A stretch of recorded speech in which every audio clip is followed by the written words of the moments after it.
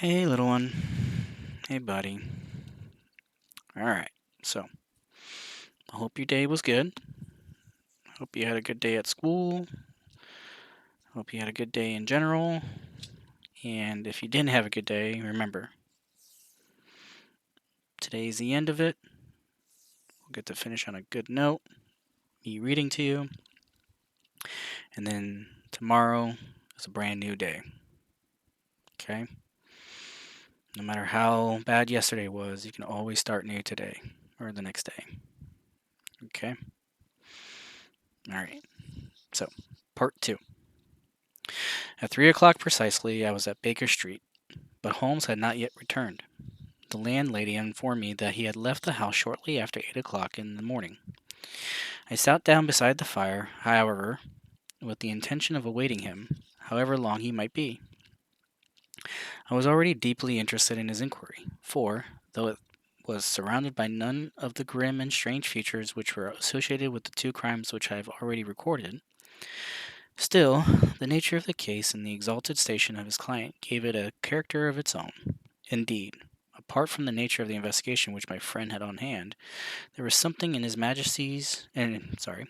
was something in his masterly grasp of a situation, and his keen, incisive reasoning, which made it a pleasure to me to study his system of work, and to follow the quick, subtle methods by which he disentangled the most inextricable mysteries.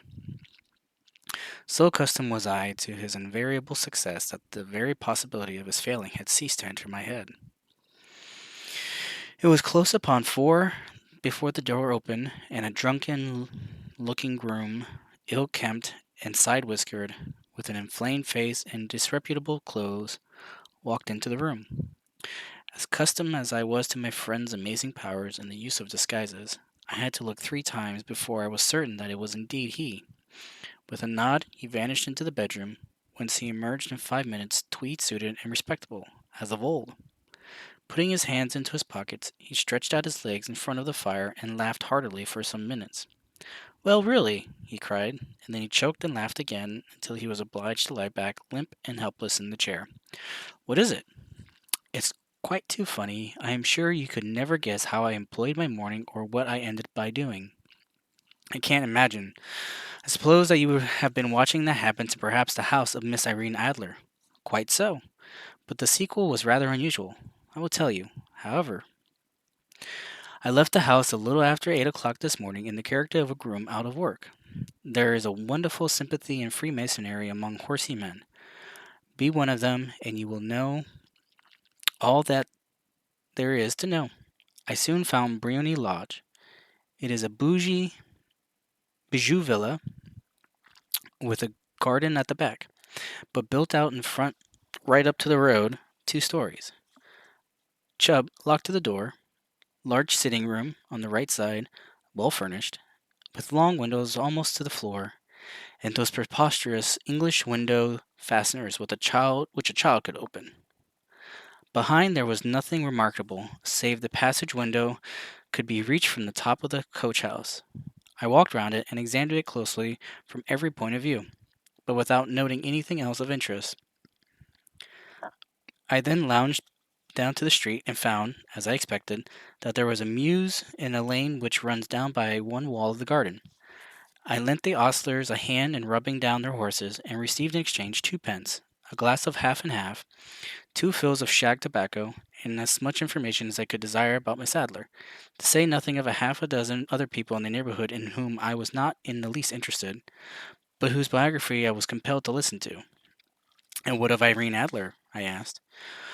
"Oh, she has turned all the men's heads down in that part. She is the daintiest thing under a bonnet on this planet. So say the Serpentine Muse to a man. She lives quietly, sings at concert, drives out at 5 every day, and returns at 7 sharp for dinner. Seldom goes out at other times, except when she sings. Has only one male visitor, but a good deal of him. He is dark, handsome, and dashing, never calls less than once a day, and often twice. He is a Mr. Godfrey Norton, of the Inner Temple. See the advantages of a cabman as a confidant. They had driven him home a dozen times from Serpentine Mews, and knew all about him. When I had listened to all they had to tell, I began to walk up and down near Briony Lodge once more and to think over my plan of campaign. This Godfrey Norton was evidently an important factor in the matter. He was a lawyer. That sounded ominous. What was the relation between them, and what the object of his repeated visits? Was she his client, his friend, or his mistress? If the former, she had probably transferred the photograph to his keeping. If the latter, it was less likely. On the issue of this question depended whether I should continue my work at Briony Lodge, or turn to my attention to the gentlemen's chambers in the temple. It was a delicate point, and it widened the field of my inquiry. I fear that I bore you with these details, but I have to let you see my little difficulties if you are to understand the situation. I'm following you closely, I answered. I was still balancing the matter in my mind when a hansom cab drove over to Briony Lodge and a gentleman sprang out. He was a remarkably handsome man, dark, aquiline, and mustached, evidently the man of whom I had heard. He appeared to be in a great hurry, shouted to the cabman to wait, and brushed past the maid who opened the door with the air of a man who was thoroughly at home. He was in the house about half an hour, and I could catch a glimpse of him in the windows of the sitting room, pacing up and down, talking excitedly, and waving his arms. Of her I could see nothing. Presently he emerged, looking even more flurried than before.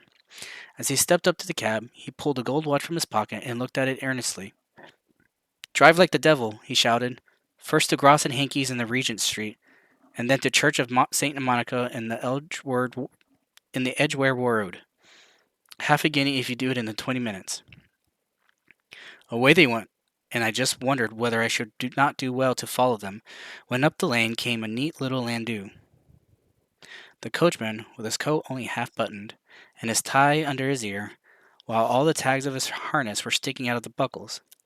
It hadn't pulled up before she shot out of the hall door and into it. Arnie caught a glimpse of her at that moment, but she was a lovely woman, with a face that a man might die for. "The change to St. Monica, John," she cried, "and half a sovereign if you reach it in 20 minutes." This was too good to lose, Watson. I was just balancing whether I should run for it, or whether I should perch behind her landau when a cab came through the street. The driver looked twice at such a shabby fare, but I jumped in before he could object. "The Church of St. Monica," I said, "and half a sovereign if you reach it in 20 minutes." It was 25 minutes to 12, and of course it was clear enough what was in the wind. My cabby drove fast. I don't think I've ever drove faster, but the others were there before us. The cab and the landau with their steaming horses were in front of the doors when I arrived. I paid the man and hurried into the church. There was not a soul there save the two whom I followed and a surpliced clergyman, who seemed to be expostulating with them. There were all three standing in a knot in front of the altar. I lounged up the side aisle like any other idler who has dropped into a church. Suddenly, to my surprise, the three at the altar faced round to me, and Godfrey Norton came running as hard as he could towards me.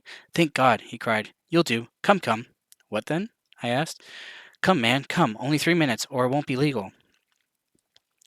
I was half dragged up to the altar, and before I knew where I was found myself mumbling responses which were whispered in my ear, and vouching for things of which I knew nothing, and generally assisting in the secure tying up of Irene Adler, spinster, to Godfrey Norton, bachelor.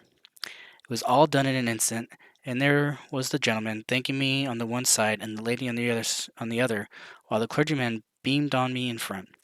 It was the most preposterous position in which I have ever found myself in my life, and it was the thought of it that started me laughing just now.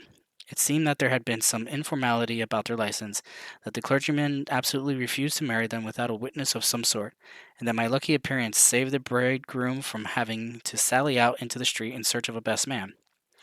The bride gave me a sovereign, and I mean to wear it on my watch chain in memory of the occasion. "This is a very unexpected turn of affairs," said I. "And what then?" "Well, I found my plans very seriously menaced. It looked as if the pair might take an immediate departure and so necessitate very prompt and energetic measures on my part. At the church door, however, they separated, he driving back to the temple, and she to her own house. "I'll drive out in the park at 5 as usual," she said as she left him. I heard no more. They drove away in different directions, and I went off to make my own arrangements. "Which are?" "Some cold beef and a glass of beer," he answered, ringing the bell.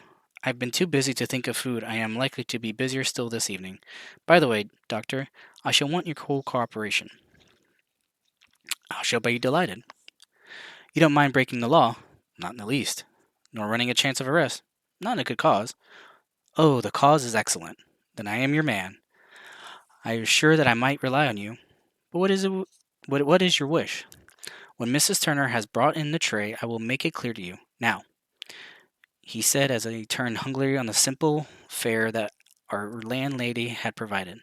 I must discuss it while I eat, for I have not much time. It is nearly 5 now. In 2 hours we must be on the scene of action. Miss Irene, or Madam, rather, returns from her drive at 7. We must be at Briony Lodge to meet her. And what then? You must leave that to me. I've already arranged what is to occur. There is only one point on which I must insist. You must not interfere, come what may. You understand? I am to be neutral? To do nothing whatever. There will probably be some small unpleasantness. Do not join in. It will end in my being conveyed into the house. 4 or 5 minutes afterwards, the sitting room window will open. You are to station yourself close to the open window. Yes. You are to watch me, for I will be visible to you. Yes. And when I raise my hand, so, you will throw into the room what I give you to throw, and will, at the same time, raise the cry of fire. You quite follow me? Entirely. It is nothing very formidable. It is nothing very formidable, he said, taking a long cigar-shaped roll from the pocket. It is an ordinary plumber's smoke rocket, fitted with a cap at either end to make it self-lighting. Your task is confined to that. When you raise your cry of fire, it will be taken up by quite a number of people. You may then walk to the end of the street, and I will rejoin you in 10 minutes. I hope that I have made myself clear. I am to remain neutral, to get near the window, to watch you, and at the signal to throw in this object, then to raise the cry of fire, and to wait you at the corner of the street. Precisely. Then you may entirely rely on me. That is excellent. I think, perhaps, it is almost time that I prepare for the new role I have to play. He disappeared into his bedroom and returned in a few minutes in character of an amiable, and simple-minded nonconformist clergyman. His broad black hat, his baggy trousers, his white tie, his sympathetic smile, and general look of peering and benevolent curiosity were such as Mr. John Hare alone could have equaled. It was not merely that Holmes changed his costume. His expression, his manner, his very soul seemed to vary with every fresh part that he assumed. The stage lost a fine actor, even as science lost an acute reasoner, when he became a specialist in crime. It was 6:15 when he left Baker Street, and it still wanted 10 minutes to the hour when he found ourselves in Serpentine Avenue. It was already dusk, and the lamps were just being lighted as we paced up and down in front of Briony Lodge, waiting for the coming of its occupant. The house was just such as I pictured it from Sherlock Holmes's succinct description, but the locality appeared to be less private than I expected. On the contrary, for a small street in a quiet neighborhood, it was remarkably animated. There was a group There was a group of shabbily dressed men smoking and laughing in a corner, a scissors grinder with his wheel, 2 guardsmen who were flirting with a nurse girl, and several well-dressed young men who were lounging up and down with cigars in their mouths. You see, remarked Holmes, as we paced to and fro in front of the house, this marriage rather simplifies matters. The photograph becomes a double-edged weapon now. The chances are that she would be as averse to its being seen by Mr. Godfrey Norton as our client is to its coming to the eye of his princess. Now the question is, where are we to find the photograph? Where indeed? It is most likely it was most unlikely that she carries it about with her. It is cabinet size, too large for easy concealment, about a woman's dress. She knows that the king is capable of having her waylaid and searched. 2 attempts of the sort have already been made. We may take it, then, that she does not carry it about her with her. Where then? Her banker or her lawyer? There is